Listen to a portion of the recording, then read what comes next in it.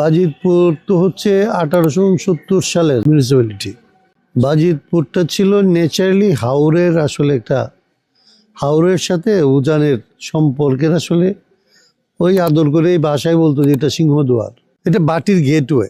যখন এটা আসলে জেলা হিসাবে হওয়ার কথা ছিল তার অনেক আগে থেকে আসলে ব্রিটিশরা এখানে প্রশাসনিক অ্যাডমিনিস্ট্রেশনটা যেভাবে সাজানোর চিন্তা করছে এবং এটার জন্য এখানে জায়গা জমি অ্যাকোয়ার করা হয়েছে, আদালত করা হয়েছে, মিউনিসিপ্যালিটি করা হয়েছে, তখন থেকে এখানে শিক্ষা, সংস্কৃতি, রাজনীতি এগুলিকে মনে করা হয়েছে যে এর আশপাশের জায়গাগুলির জন্য এই কেন্দ্রটা আসলে যোগাযোগ ভৌগোলিকভাবে সবভাবেই এটা আসলে উপযোগী।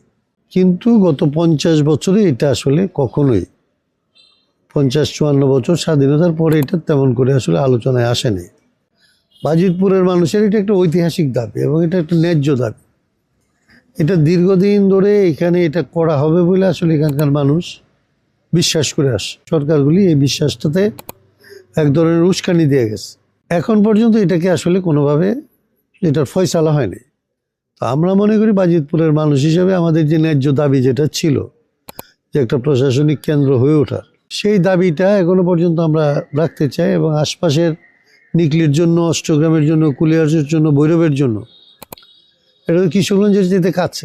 আশপাশের উপজেলাগুলির সাথে এমন একজন নেতৃত্ব, এমন একটা দল থাকা, নেতৃত্ব থাকা দরকার যারা আসলে হচ্ছে আশেপাশের এই সমস্ত এলাকার নেতৃত্বকে কনভিন্স করতে পারে।